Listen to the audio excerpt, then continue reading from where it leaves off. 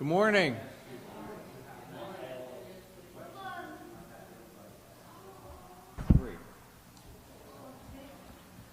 All right, let's get started. Steve, would you open us with a prayer?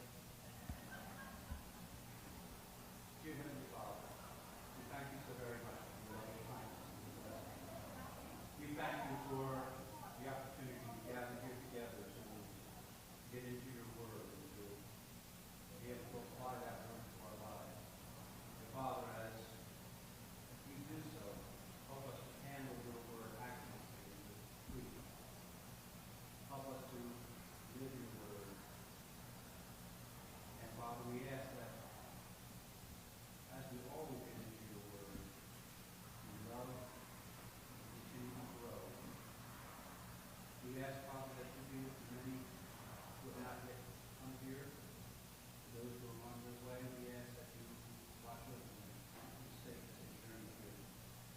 For those of our members who are sick and hurting, please bless them. Give them strength and help them to turn to you. We ask, Father, for all our number, that we may grow in our love for you, and our love for each other. Help us always to reach out to one another. In Jesus' name we pray. Amen. All right. You never know when God is going to call. Start from where you are, grow where you're planted. And the chapter 3 we're on today is recognize the pivotal moments in your life.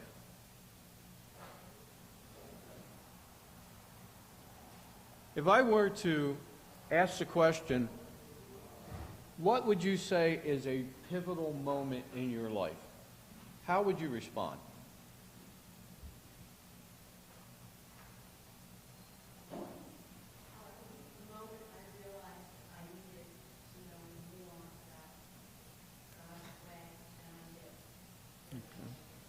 Okay, more about God's way. What else? Morning, Bart.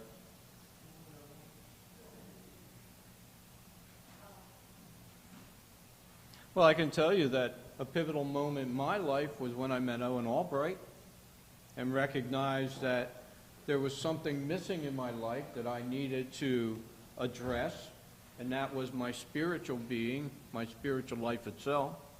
And that kind of segues into our lesson today. If you read it, how many people have actually walked on water? One? Okay, one. Actually, two.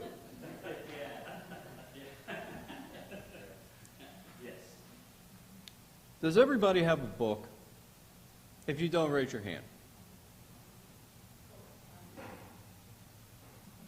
I guess the better question was, does anyone need a book?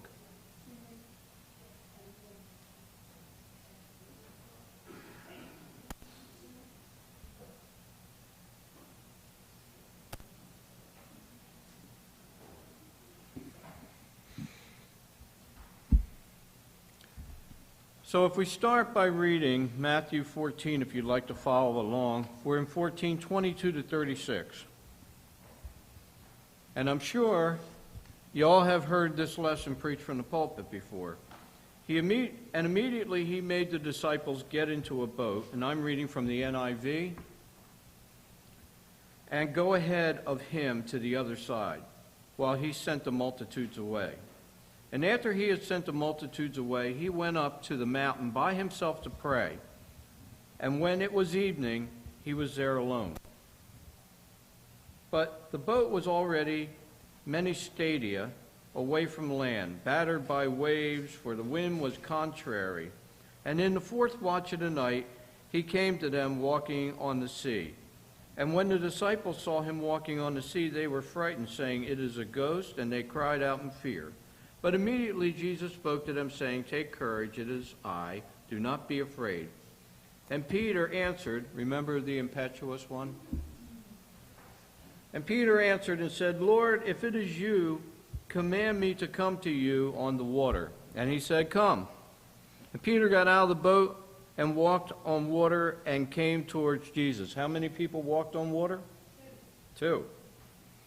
But seeing the wind, he became afraid, and beginning to sink, he cried out, "Lord, save me." And immediately Jesus stretched out his hand, took hold of him, and said, "You of little faith, why did you doubt?" And when they got into the boat, the wind stopped. Now, those of us who have been on the water, some of us know that the conditions in the water can change very quickly. Some of you folks who are in the Navy can probably attest to that. But the question is, was Peter the only apostle who walked on water?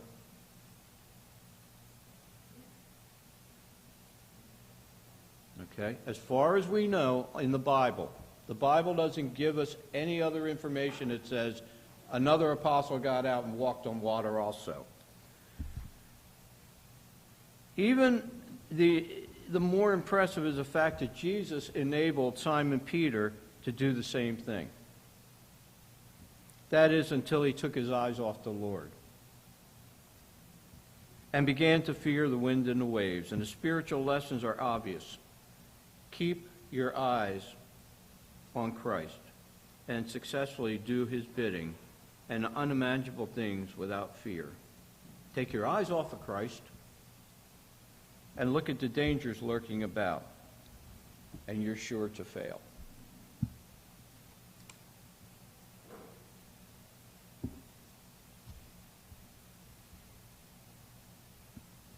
On page 26, moving ahead, because there's a lot of turf to cover here, or excuse me,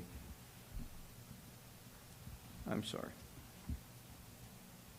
The story becomes more meaningful when we remember Peter was a fisherman. For those of us who have been out on the water, been in the water, there's no doubt he was thrown overboard more than once in his fishing career. And we know from another gospel he was a strong swimmer. That's in John 21, as indicated in the book. But somehow in this situation, he began to understand the severity of the sea. He panicked. And it's like those of us who are used to fending for ourselves, but then we suddenly realize we're over our heads in a spiritual crisis. So what's the choices when we find ourselves in that particular situation? When we're over our heads and we're sinking. Pardon? Okay.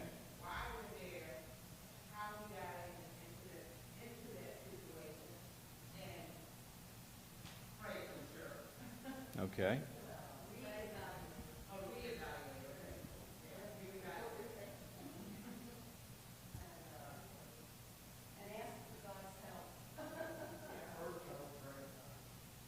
Okay.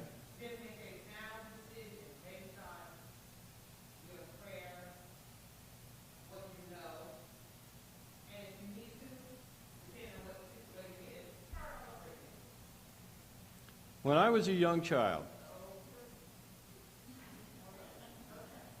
and that was a long time ago, we had I'm going to do one of your stories, Mark, if you give me a little latitude here. We had an annual pilgrimage to Longport. And as many of you know, this time of year is time of hurricanes and whatever coming up the coast. So we made our pilgrimage, and it was my aunt, my mother, and myself. We were swept when we were swimming out to sea by the undertow. And I can remember my aunt screaming and my mother staying calm and saying, "We're going to be all right. God is with us." And I can remember, though, the most incredible part of that whole story was this. A 99-cent inflatable tube saved all three of us. And a doctor who had a cabin cruiser pulled up, loaded us on next to a jetty, peril for his boat, and saved us. the incredible, you look at Peter, and not that my mother was the type anywhere close to who Peter was, although in my eyes she was that. The point is, she had control. She said, let God, give it to God. And that's one thing that I found reading through this chapter that Peter didn't do. You know, when God said, come to me, I walk on the water, and he began to sink, he took his eyes off the Lord. And I think a lot of times we find ourselves in that particular situation where we try more to rely heavily upon ourselves than upon God. And I think there's a powerful lesson in that. Yes, sir. I kind of like to go to the flip side of the story. Okay? We've done the heads. I kind of like to go to the tails part. None of the other disciples jumped out of the boat to walk with Jesus. Mm-hmm. It was only Peter. Mm-hmm. Later on, there was the confession that Jesus is the Christ, the Son of the living God. Right. Jesus said, Time. blessed be you, Simon Peter. You didn't learn this from human beings. That's the rock upon which I will build my church. There's an old saying. It goes, if you want to walk on water, you got to get out of the boat. Mm-hmm. Peter was the only one willing to get out of the boat. Now, we know all the rest, and we look at that kind of as a negative. He took his eyes off Jesus, his faith was weak. But I tell you what, he had enough faith to get out of that boat. And I think it's a lesson for all of us in life. If we want to accomplish, we got to get out of the boat. Right. Sometimes we leave good sense behind us, only because the cause is so great that the cause overrides perhaps maybe even our common sense. But yet, want to walk on water, you got to get out of the boat. Yeah, but with that respect too, we've got to make sure that we don't let our emotions overrule our actions without properly thinking it through. We got the lessons to that too, that you don't start building something until you count the cost. And, sometimes, yeah, you may think we're ready to go out and get out of that boat, but you may not be ready to get out of that boat either, on the converse of it, So there is, so many lessons to be taken from this story, so that's part of it too, yeah, but it wasn't his strong faith. He asked Jesus, well, if you say come, I'll come. Not because I wanted to come at first. So he asked Jesus, almost like permission. If you say it's okay, I'll walk out. I'll trust you. But, and we got to be careful of that too. Don't let our emotions overrule sometimes our actions.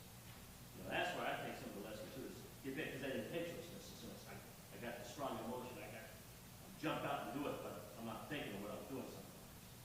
Yeah. And so sometimes you just got to step back, part of it. So there's so many lessons, again, that we can get from this story. Yeah, it may not have been emotion. Yeah, but There was Jesus walking on the water. And, But, as yeah. far as he knew, Jesus was flesh and blood, felt pain, felt everything. Just like he did. yeah. And I think at this time Peter wasn't ready yet. He wasn't ready yet. And just to say that, just to show Peter, he wasn't really ready yet to be an apostle. None of them, right, until the day of Pentecost, when they got filled with the Holy Spirit. And it was a learning curve too. One thing to take into consideration is if Jesus was at the drawing board from the beginning, and we know he was, he created everything with the Father. He knew what Peter was going to do. Right.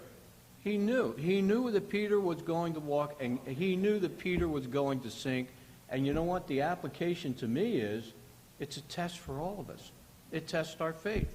And it goes back to Peter being the stronger of them, probably the courage to be Impetuous. the one, to be the one to step out, to be the first one to step out. Somebody's got to be the first one to step out, right? And that, to some degree, we talked about that last week. That's leadership. Yes. Linda.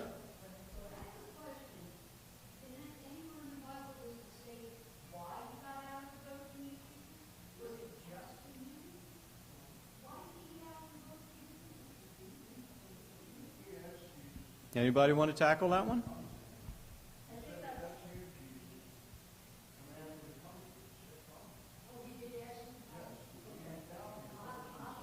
Well, Verse 28, yep, 14:28.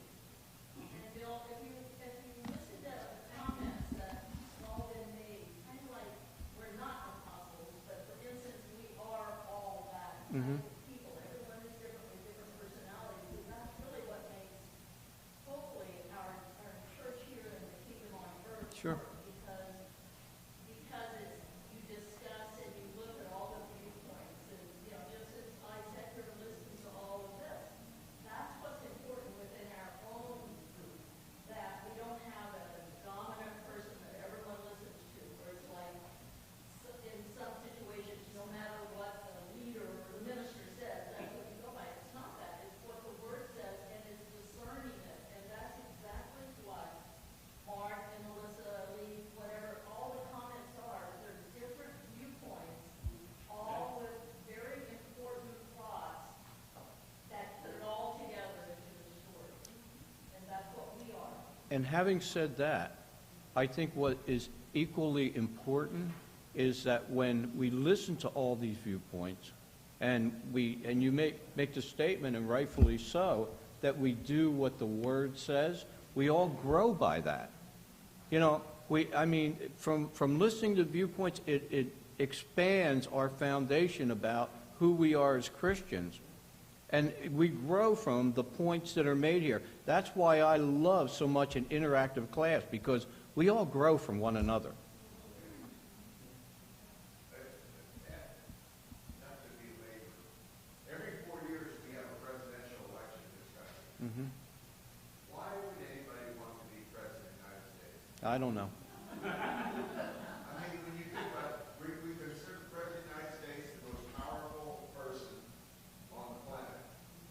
But you understand when you become president of the United States, what you give up? I mean, you literally, if you're at this 16, 18 hours a day, you're at the beck and call of the most powerful people in the world.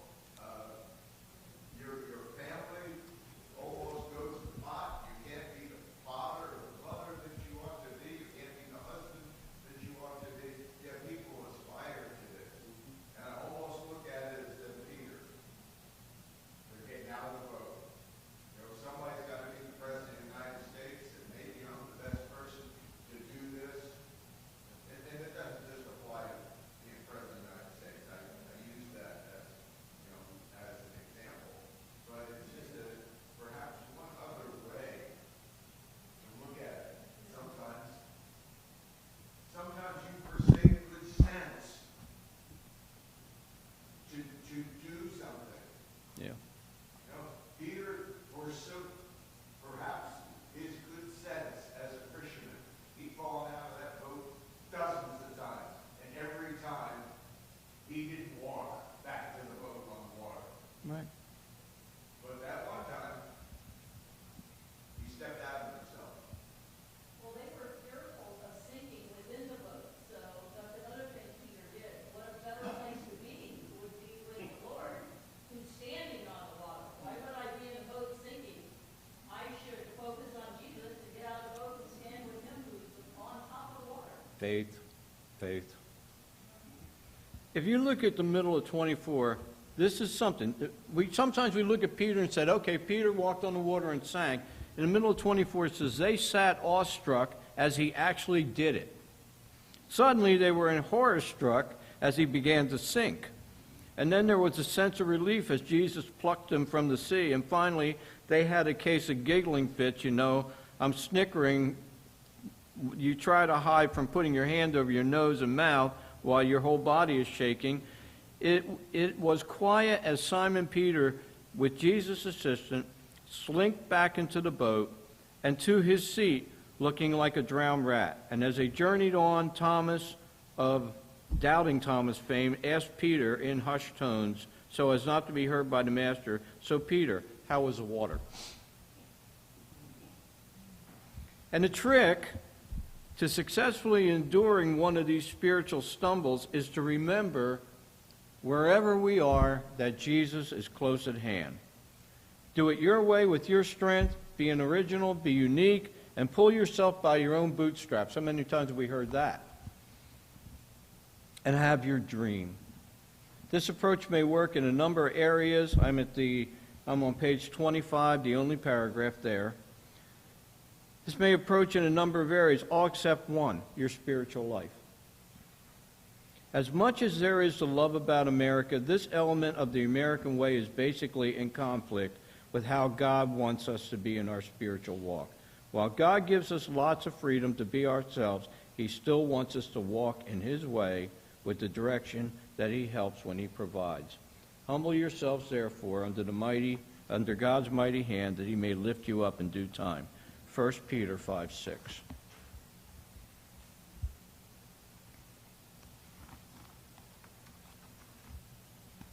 Don't you guys get it yet? Mark, how many lessons have you preached about this one? Mark? I'm sorry. Gotcha. No, I heard you. I was wondering what I got. Don't you guys get it yet? You guys are the apostles. Mark 15 and 16. And Peter answered and said to him, explain the parable to us. And he said, are you still lacking in understanding also? Now remember, he had just been toe-to-toe and nose-to-nose with the Pharisees, with the parables, and they, wanted signs and didn't understand. Do you not understand that everything that goes into the mouth passes into the stomach and is eliminated? But the things that proceed out of the mouth come from the heart, and those defile the man. For out of the heart comes evil thoughts, murderers, adulteries, fornications, thefts, false witness, and slanders. These are the things which defile the man, but to eat with unwashed hands does not defile a man. Now we know that the Pharisees had come to Jesus and said, why do your apostles eat? So the question is, how patient are we with people? You evangelize and you go out and you tell people about, I like form, family, occupation, recreation, and motivation. That word. But the point is, when you talk to them about their spiritual life, we got a great church at Northfield. You should come check us out. I mean, wonderful bunch of people, Christians meeting, and I think you would be encouraged and edified by it. And what happens? We don't get a response. Keep trying. But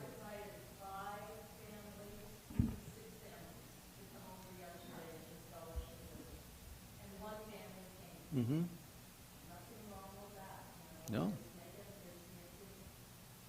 out there. And Mark doesn't say we're having a church fellowship, or come over here and we want to discuss the Bible. But not to toot our horn, but people within our street, 5, 6, 7, 8, 9 houses know what we do on Sunday morning. They see us leaving at 9 o'clock or whatever. Mm-hmm. And part of our life, like so many people here, is comes from here and goes out there. And fine, one family thing, wonderful. And others have been in our home. That's the first time they have been in our home. Mm-hmm. So you never know what contact you make and how and so you're patient. I planted, Apollos watered, God provide the increase.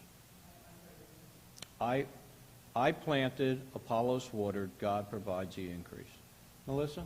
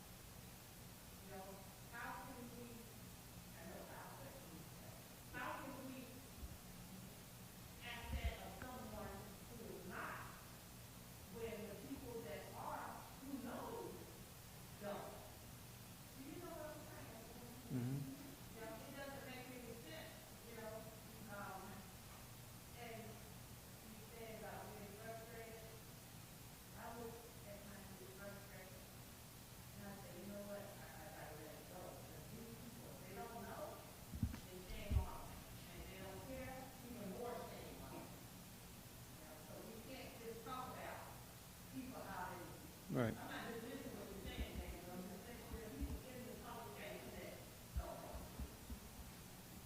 from somebody that already left first in this, trying to get people, I find that hitting from different angles, you can spend enough time, you can hit from different angles, and just keep bringing them back to Christ. Sometimes it works, rarely ever, but that's my answer, right? I just don't try the same thing over and over, just come to the back door, hit them from the side. Yeah, by the way, it was wonderful to meet your mom last week.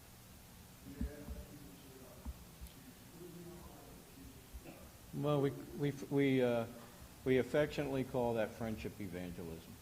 And I believe that you build a relationship first with a person and then try to bring them in. Yeah.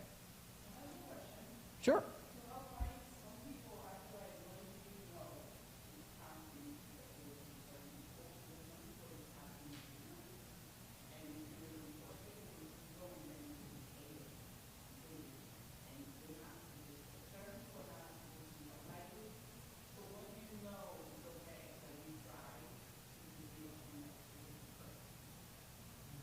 I don't think you ever really give up on anyone. You have to move on. You can't dwell, you can't push a rope. All right? And you know what? You leave the door open. You leave the door open and say, you know what? Hey, listen, it was nice meeting you. If there's anything I can do in the future to help you out, we'd love to discuss it. I personally don't believe beating people over the head with the Bible is the way to go. Okay? But developing that relationship and leaving the door open, you never know. Pray a lot. That's all I can tell you. Yeah. Where is the story about Jesus telling his disciples to go out and preach the word? Limited commission. If they don't receive you, break the sandal. It's in John, I believe. And keep going. Mm-hmm. Yeah. Steve, did you want to say something? There is no, you're not gonna find anybody that can give you an exact answer to that. Because everybody's different, everybody's individual. I would say that if you find yourself spending too much time with one person and they're letting you work it out, maybe it's time to move on. And the other thing too is, if you start to feel frustrated, that's a good sign that you need to have your Russ? I'd say there's something, and I'm sure Mark and Jane or anybody who's been a teacher knows this for other years. Sometimes you have planted the seed, you don't know it. Mm-hmm. I've had students that I thought were lost causes, and then years later, you said this in class, and that changed my life. And it's like, wow, that happened. Maybe you did. Maybe you made that impact. They just weren't on the path ready to take that, but it's still in there, and they have maybe a tongue or And along those lines, yesterday my wife and I went out and we had a very long day. And I ended up meeting a guy that I went to school for 4 years to be an engineer. And those four years of being an engineer, you could just, the diploma's nice, it looks wonderful. But when you get out in the world, that's where you learn.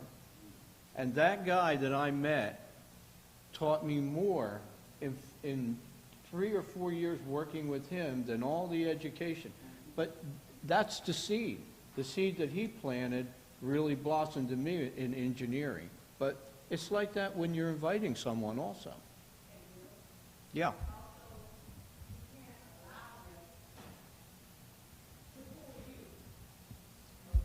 Good point.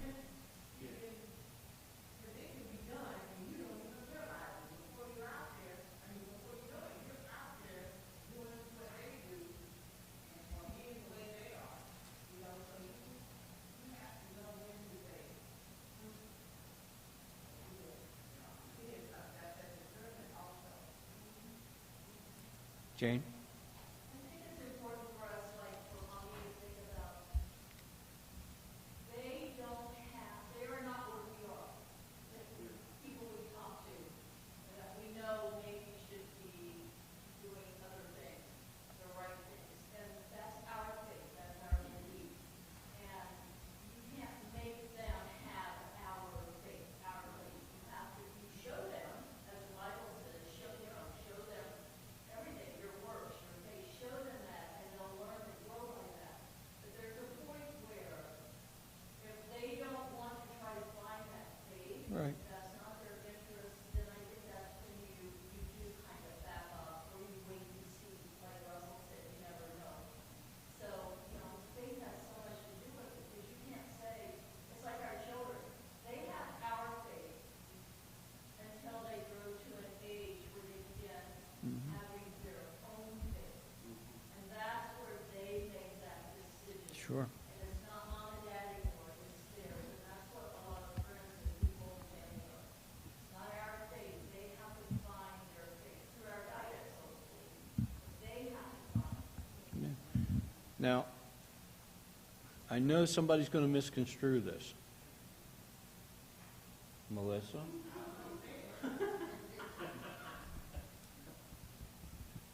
If you spend too much time with a person and you're trying to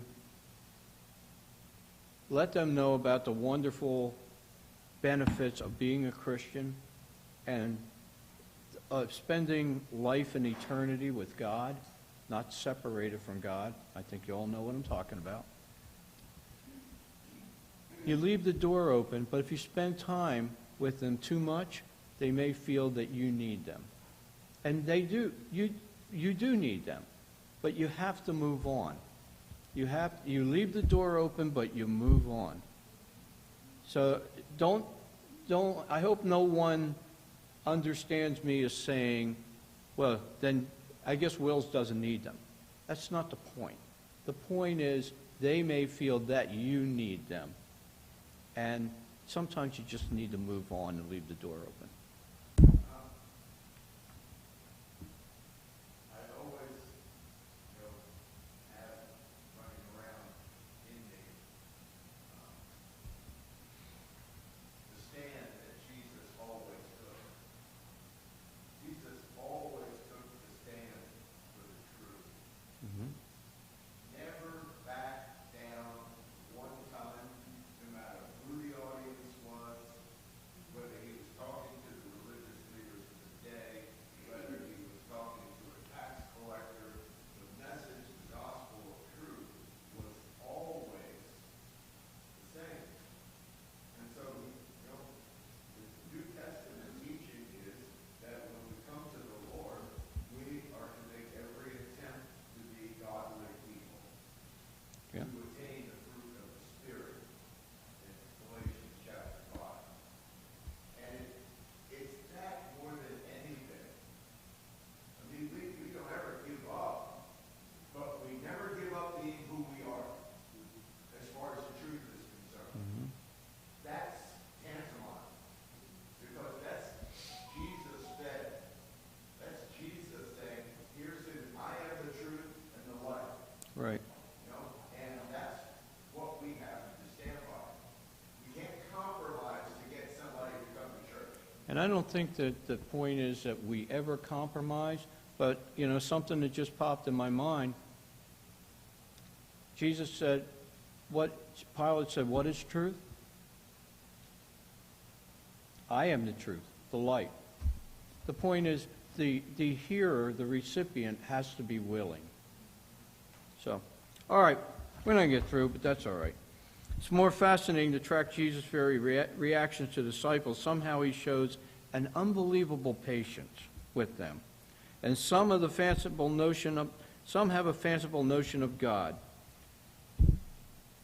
This kind of segues into what we've been talking about and the hearer receiving it. They see him as some kind of celestial grandfather who would never look disparaging on any human misdeeds. This is at best wishful thinking for those who do not want to be held accountable for their actions, no matter how inappropriate. these same folks would reject the idea that God the Father, or Jesus, God in the flesh, could ever lose their patience with any of us, no matter what. They are the same ones who cling to the man-made idea a loving God could never send anyone to hell. How many times have we heard that?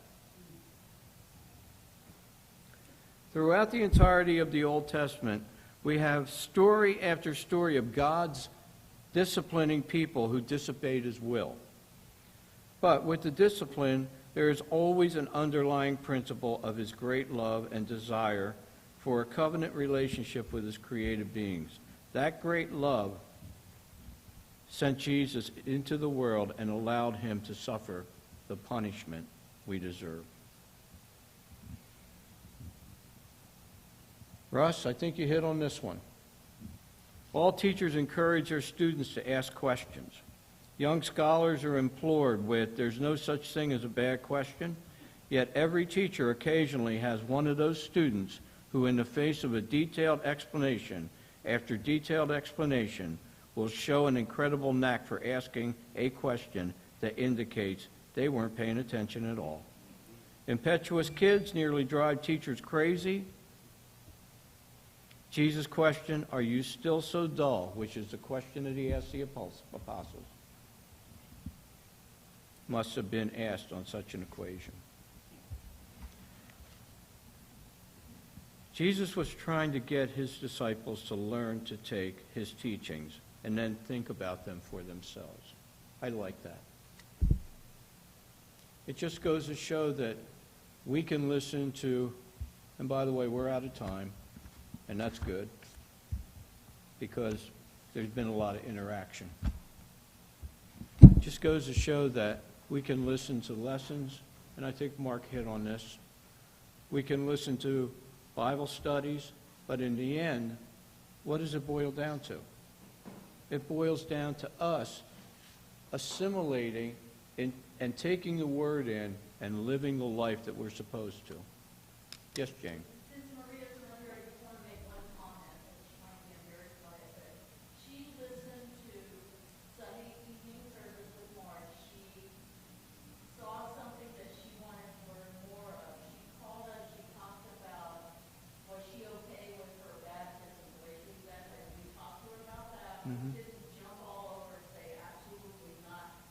You have to take her from where she was. Mm-hmm. She felt like, well, I think blah, blah, blah, blah, blah. She continued to come, she began talking, and ladies maybe mentioned, began speaking and talking to her.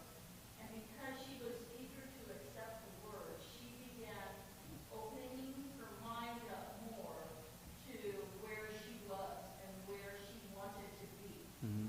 And it wasn't like, and even though our patience was a week, 2 weeks at the most or something, it was still a growing process. And we have to do that with people. We sadly know people who never come again because they were probably pushed a little too hard or a little too fast because they weren't ready to accept the truth Mm-hmm. as we see it. And that's so important for us. I think too, with young Christians, we have to be very careful of our comments, period. We are all at different levels and journeys of our life. I'll just say this, we got to, go ahead, honey. If we have a problem, we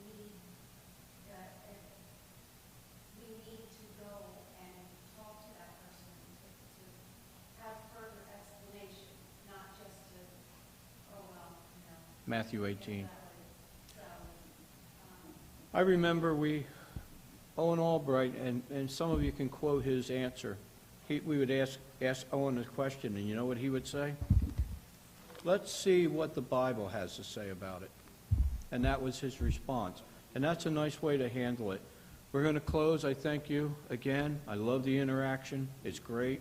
William, can you close us in prayer, please?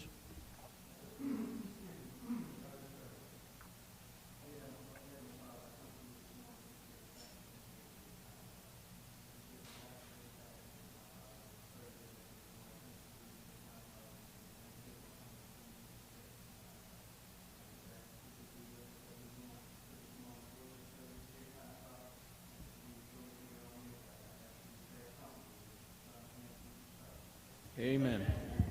Thank you.